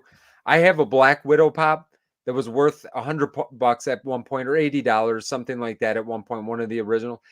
It's got a big, gigantic clearance sticker for $5 on it. It was $100, but somebody didn't appreciate it when it was dropped. So even though you're picking, and I'm not saying that the pops that you're picking up right now at Five Below and on deep discount places will ever get to maybe the levels that those were, but could they be worth what you paid for them? I would say you have a good chance that if you held it long enough. Again, think about this. There's pops that are in our collection that are 4 years old that have quadrupled in price. I've got pops that go back 13 years now that are not that much more than probably what we bought it, or what you could have bought it for back then. So, it's kind of what we always say: collect what you like, and if the prices go up, fantastic. If you're okay with buying it for whatever you're buying it for now, you should just be, I would be happy with that. I think another great example I remember seeing was when I was looking for several years ago the Simpsons set. I was looking at, ended up buying the whole set from someone, but the ones I was looking at, one of them was I think it was Bart Simpson. It had a clearance sticker on it still from Urban Outfitters for like $7 or $8 or something. Yeah, like couple because $100 pop. I mean, and I've always said this about some of the clearance pops. Once they clear, then there's no more on the on the clearance market. There's no more in these shops you can buy, so you have to buy them from someone secondhand. I saw this with a bunch of stuff. Seen this with Family Guy. Family is a great example of pops that you look at the price. Just a few years ago, these were clear. These were common. Buy them for $8 to $12, easy. Futurama's that way, and now they're 50, Futurama $60. stuff is that way. Yeah, just focus on what you like, and if something goes up, great. If it goes down, or if it's on sale, I mean, don't leave it for the next person, or grab it yourself. If you like it that much, chances are somebody likes it too, and then you hold it for 2-3 years, and if you pick up something for $5, 3-4 years down the road, it's not far-fetched to sell it for 20. It's not a crazy increase. But there's 2 comments here I wanted to address. Lauren, yes, I am a fake Sonic fan. I was not allowed to play video games growing up, so my Sonic fandom comes purely from Joanna. She loved all the games, and she's got all these stories about playing Sega and everything. She would actually sing the little Sega jingle. Sega. Yeah, she would say that all the time. And then like a year ago, she looked at me and she's like, "Why don't you do the jingle with me?" And I was like, I don't know what that is. I don't know the jingle. I don't know the jingle. So yeah, I am a fake Sonic fan. I think Sonic is great. He's been a great addition to my life as an adult, but he was not part of my childhood. Bosco Pops, this is a fantastic comment that definitely needs to be addressed. I don't like getting those pops I've seen super discounted on Amazon in mystery boxes at full PPG a month later. This is a huge problem, and I'd say the 3 of us open up, I'd say, a good sampling of all the mystery boxes out there, Vince and Bree especially. Companies that try to take advantage, or that do take advantage of skewed PPGs, especially from pops that were on clearance or discount or anything like that, like, don't buy from those companies. And if you get a box like that, buy a lot of those boxes, and there's a reason for that. Especially if that's the majority of what they're putting in there. Now, if one randomly gets in there, I say we've all scanned a pop, like, okay, here's the PPG, and kind of moved on. Yeah. But when it's easily to see, like, everyone's getting I think the best example I've seen over the years is the FYE pops. FYE pops always have their value like $20 to $30. But they're the same pops. You go walk in there, and they're buy 2 get 1 75% off, or buy 2 get 1 free, or 50% off. Plus, they're on clearance for $8 because they're sitting in the store and no one wants to buy them. But somehow the PPG never changes because not enough sales online for them as well too. There's a sales, but not like the early sales, and they're higher and they're there. So that can happen too. Yeah. Look at I was just curious today, and I wanted to see what the PPG was for the new Captain Rex 2-pack. $65. But you can go buy it on GameStop for $30 for retail, for $28. How many sales part of their club. Oh, I don't. Yeah, I didn't see how many sales there were. That's always a thing too. It's like there's 3 sales, and they were before it even came out.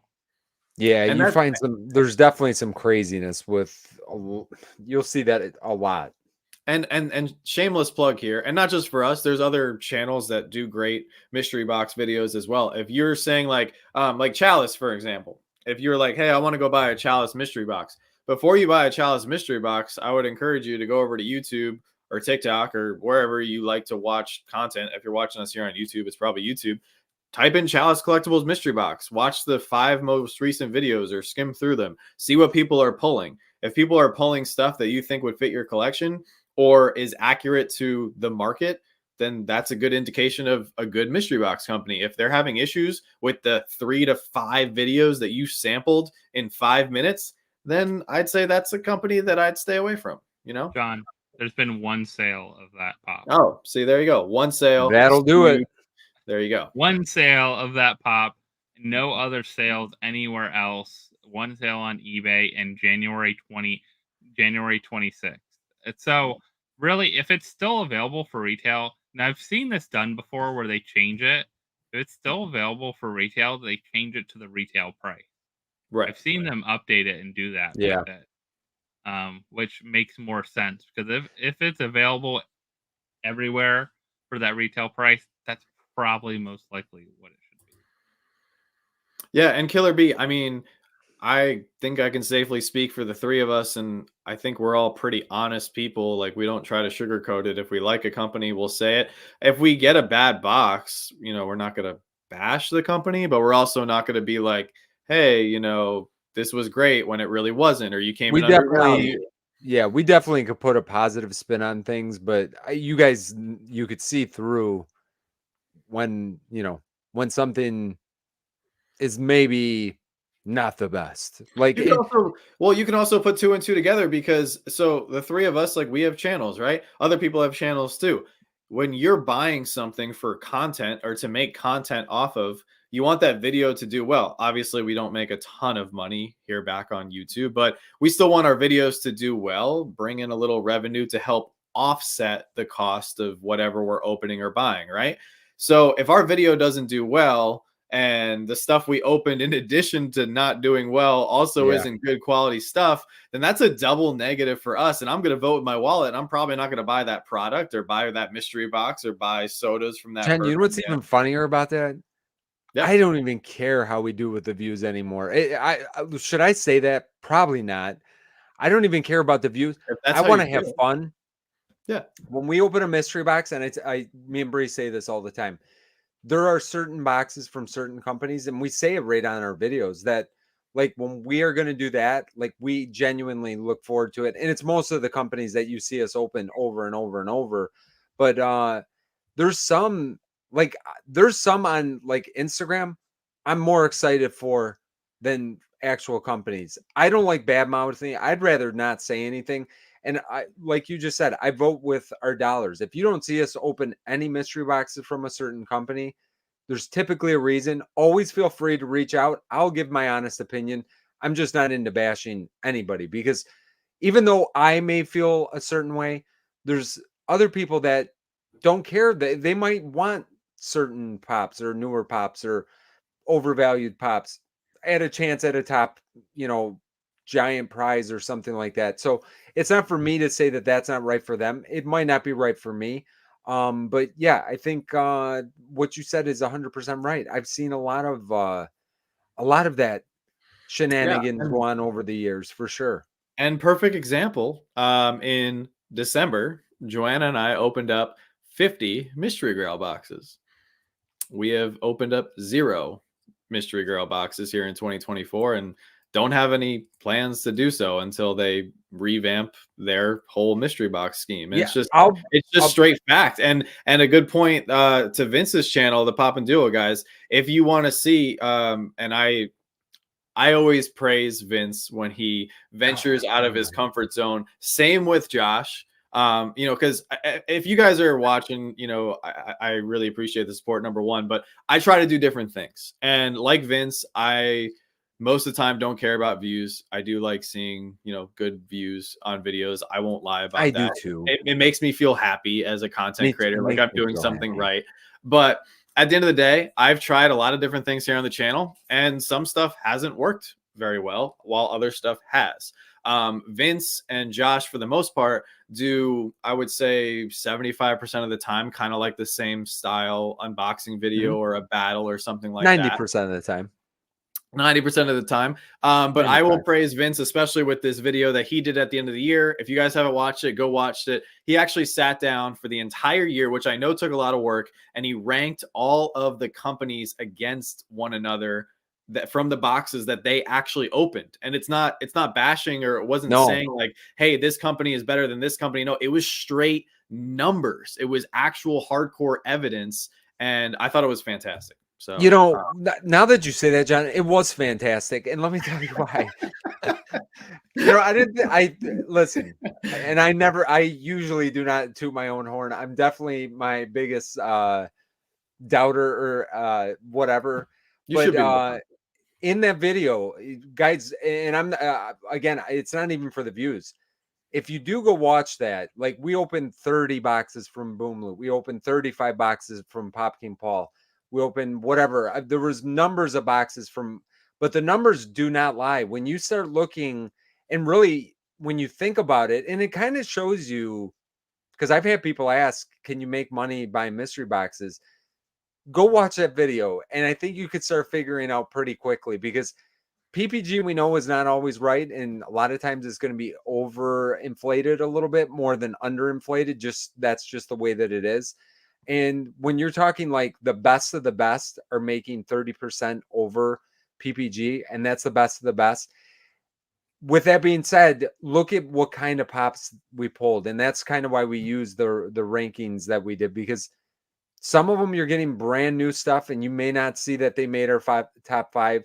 And then there's others that have more time tested, values. So yeah, whatever. Yeah, I mean, and Dan, I thank you for buying some soda mystery boxes from Ralphie's. We will not endorse a company unless it's a company we buy from. Number one, we do buy from a lot of companies, so that doesn't narrow it down. But the second point is, if it's a company that actually provides good quality products and good service, I will not promote anybody that is not, doing right by us as customers and collectors. So thank you, Dan. And to your point, Vince, about PPG not being everything, Laney says, I just think eBay gets unparalleled traffic, so they feel that it's most accurate when it comes to pricing over price. What I use. And I would agree 100%. The only difference, though, is you have to pay attention to when you're looking through the listings. And Lainey, you probably do. So this is probably just, a moot point here. You have to make sure you factor in damaged listings. Make sure you look into listings, because sometimes the listings don't say the pop is damaged, but then you click on the picture and you're like, man, that window has a huge crinkle in it. Or, it's clearly the pop is not in mint condition. Shipping included, not included, all kinds of different things to factor. Yeah. But also, I mean, HobbyDB is supposed to be what was included from eBay. So so a lot of HobbyDB, you can look and see the eBay sales on there. You can look and see the other one. I will say also Mercari is a great place to kind of check a pulse on something as well too. Just because there is a lot of different sales on there that might not be a little different than eBay. I will say the eBay part of however they integrated eBay into the Funko app is awful. So never go by those prices. Yeah, I don't use the Funko app for really anything. I don't. Other than checking to see if something's vaulted in forever. It's terrible. Yeah. The other thing Dan said, remember, if you get a mystery box, you don't like what's in it, you can always try to resell it. Yeah, 100%. And I think that's also to Evelyn's point. She says, I stopped buying mystery boxes because most of the time I pull pops I already have or I don't need in my collection. The three of us are very fortunate to have an audience, people that do watch us, people that are of, a lot of different backgrounds. Everybody has different interests, collects different things. So yeah, it's a safer gamble for us if we buy something and I pull 4 out of 5 anime pops that don't fit my collection. Yeah, I'm lucky and grateful in the fact that I have access to, apps like Whatnot or Mercari, or people just reach out. I know they reach out to Vince and Josh all the time directly and say, hey, you pulled that pop. I don't think you're keeping it. Or sometimes I'll just flat out and say it. I know Vince does too. Like, hey, we're not keeping this one. So no, I mean, Oh. it's also a good point too, where people reach out to us, and it's still not easy. Like I'm looking at them right now. We've got a lot of pops sitting over there that, we're selling stuff. We're opening way more than most. So it's a different scale. They're fun. Mystery boxes definitely fun every once in a while. It's a chance at a top hit. I mean, honestly, I ruined today's video, guys. Go watch it. I still go watch it. I hope that you do. You should still watch it. It's worth watching. Yeah. 100%. Like, I'll be honest, that probably would not have ended up in my collection. It could have. I'm not saying it couldn't, because there's always scenarios that work out. John has taught me this, and that's something I've learned from John over the years. So anything can happen, and things have crazy happen, over the last several years. But, it's probably something that I would have kept on hunting, towards. And it kind of, it also makes those mystery boxes a little bit more fun. But yeah, it's definitely a gamble, and it's fun to do once in a while, but as consistent as we do it, you got to make sure that you have an avenue to get rid of some stuff too. I mean, unless you have the funds. I wish I had the funds to keep everything, because I probably would. My wife would kill me, but you don't need a following, or you don't need to start a channel just to move stuff or sell stuff. Like Randy brings up a good point, and this is something that I actually was a part of for years and very active. I'm still part of like 20 something Facebook Funko groups, but I'm not very active anymore just because we're so busy. But yeah, like that's how I would move a lot of pops that didn't fit my collection. Like I opened not very many mystery boxes, but here and there I'd order a mystery box and I'd be like, oh, I already have this, or I don't need this. I posted in a Facebook group. It might not sell immediately, but I sold a lot of stuff. Actually, my go-to bread and butter, and still is pretty good to us every now and then, I throw up a pop or two, Macari. Yeah, we use Macari the most. I mean, other than Whatnot is still 100. We probably do 90% on Whatnot, or 80% on Whatnot, and the other 20% is Macari. Not that anything's wrong with eBay. I just don't use eBay that often. No, I don't. I will say, I think we've all done this before in our shows, and this is kind of one of the things why we do this with our mystery boxes, is like Swap Wall is a big one. I think we like to do that. And I did something very different last night, and I thought it was kind of fun and different doing, or +1, I called it. Yeah, that was cool. But the +1, the better pops were actually on the wall, where you got to pick first. So it's almost like a low risk, really low risk, because you're getting something you want off of that wall regardless, first off. And then you're getting a bonus pop. You're getting another pop that's part of the mystery box that could be the hit. And I think I like that, because I do want people to walk away happy. I want people to walk away with something one. I don't want to walk away with something they're going to trash. A little harder, like when our charity show, when we did that, it was harder because we had so many things open and so much going on.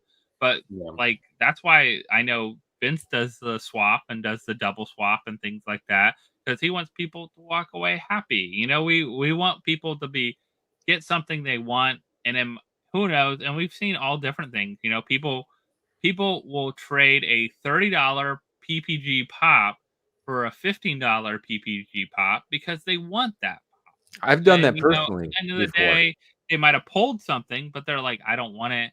I don't want to deal with trying to sell it. I don't want to, I want that. So I'm going to get that other thing right now. And that's totally fine. And I would do the same too.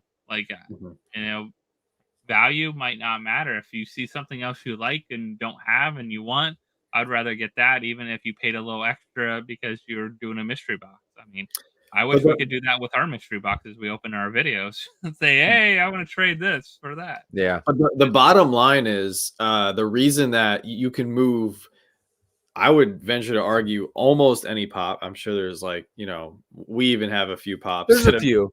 Been in the family for a long time, as I like to joke. But we have this one dark side that I swear has been here since we moved in. But it is what it is. The reason that you can move pops, and that's why Funko is still a very lucrative collectible community to be a part of is because of how many people collect and how strong the aftermarket is. Just think about it right now. There are probably 100 live auctions happening right now on Whatnot. In addition to all of the other apps that are hosting live auctions, there's thousands of pops being sold right now on eBay and Mercari. There is probably some toy shows and smaller events happening this weekend somewhere in the country, and that's just every the United comic book States. store has. Yeah, comic book store, like all these places are selling Funko is because all these people are buying Funko and they're actively seeking it out. So you just have to find the right avenue that works for you in moving whatever stuff doesn't fit your collection. All it just takes is a little bit of legwork and you're, able to move it. Yeah, Dark Side. Yeah, Dark Side. Is that the Funko Shop one? No, we have the Snyder Cut Performance? one. I think the PPG is like literally like $6. I know which one you're You talking know, the about. sad thing is, I think I looked up the Funko Shop one, and I had it priced at one, and I looked it back up. It was sitting in a bin, and it's probably like $8. Yeah, maybe. But listen to this monster mystery grail success story here. This is 1 in a million probably. My husband and I were lucky enough to pull that Captain Rex with the con sticker in a $25 mystery box from Toy USA on Whatnot. That is, I pulled some great stuff from them. Yeah, I wish they would bring back their regular boxes, but yeah, no, Toy I USA do too, but those got some good stuff. I mean, if you look up here, some of the grails that are up there, or some of the Marvel grails, some of the Stranger Things, I would say 50% of those are from mystery boxes. Yeah. Oh, and I wouldn't have bought those. Most of them. Like, I wouldn't have bought some of these. I wouldn't have bought Qui-Gon Jinn. That's sitting there. I remember getting that from a monthly pop mystery box. I wouldn't have bought some of the other ones that are up there. I wouldn't have ever bought Reggae Rasta. The Bob Marley pop. Yeah. I wouldn't ever buy. I got that from a Toy USA box. I'm kind of the opposite. I think there was probably like 2 pieces in my collection prior to us starting a channel that came from mystery boxes. Most of this stuff, this is working 8 days a week, 3 jobs. Yeah. I wanted it. I wanted the stuff. So, guys, it is already getting close to that 2-hour mark. Wow. So, Vince, I think we've talked about it quite a bit. I think you had a video today and some other stuff. Yeah. Oh, yeah, we did. Here, let's ruin it one more time. No, actually, it was a fun video. Roller coaster of emotions. You got to see it to appreciate it. So I'm going to tell you, go watch it anyway. Top of that, we haven't opened anything. We started stock. We were down to 3 mystery. I couldn't believe it. We were down to 3 mystery boxes here. That's all we had left in the house. Now we got like 12. So we're stocked back up. We got a bunch of boxes to open. We will be doing that this week, hopefully, because we don't have anything open for Saturday as of right now. So we still got to do that. And we should have our family live on Sunday. I believe it's at 8 p.m. Sometimes we do 7 p.m. You're just going to have to be following us to find out. So please follow, please. And other than that, probably have for sure. We're doing a Whatnot show on Tuesday. Not positive what I'm going to do on that yet. Might do a mystery box still. I'm pretty sure that that's what we'll end up doing. It honestly depends on how many boxes we open, because we've been doing like straight from the videos.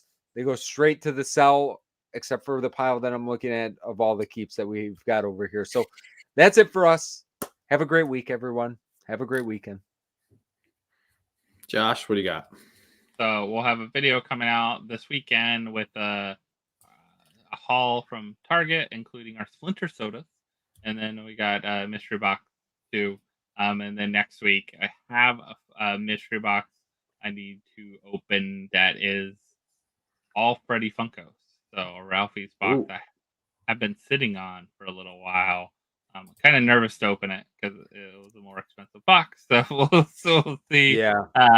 But all Freddy Funkos, we'll see how that does. I always kind of like to sit on those a little bit, because also I'd like to see like how value like balances out a little too. Like if you open right away and they're all high and you're like, yay, and then they all go down like a month later, you're kind of like, But yeah, so hopefully some great stuff in there. And then yeah, we got a whatnot auction this coming week. We're doing sodas. So if you're into sodas, I need to go through a bunch of sodas that are in storage and things like that. I might break open some weird cases, maybe create some different mystery boxes from some cases and some other stuff that we have sitting in storage. And then I haven't decided if might do one that's like a really big hit, a rare older one that you don't see that often. Kind of like a hit or miss kind of thing. With sodas, a little lower cost, but some fun stuff. Maybe buy it now as well too. So might do some live stuff, and then people like buy it now stuff too. Even if you can't make it, you can grab something. Yeah, cool, nice. Pipsqueak Collectibles, this might be the comment of the night. We got to go to we went to IKEA to get more Billy bookcases, found out they are $20 cheaper than they were last year. That is a rare thing today. Rare. Mm-hmm. They went down. They went down so we can. Now's the time. Stack it up. Yeah, we're gonna go buy a bunch. That is great news, and hopefully that's a sign of lots of good things to come for the economy. And Funko, if IKEA can do it, you can do it too. Let's bring those sodas back to $15, shall we? I'm guessing that's more soda space for Pipsqueak too. Yeah. Sure. We dropped a video today. I did like a 45-minute impromptu whatnot stream. So thank you guys for coming over. We just sold a bunch of sodas because Joanna and I have decided that we had like 3 extra bins of sodas that we're not going to bring with us to the new house. Just because we have like 80 bins full of stuff already. And I think we're going to need, like, no joke, another 100 bins. So I don't know how we're going to do this move, but we will. A lot of bins. Garage sale. Everybody gets a Freddy as a party favor.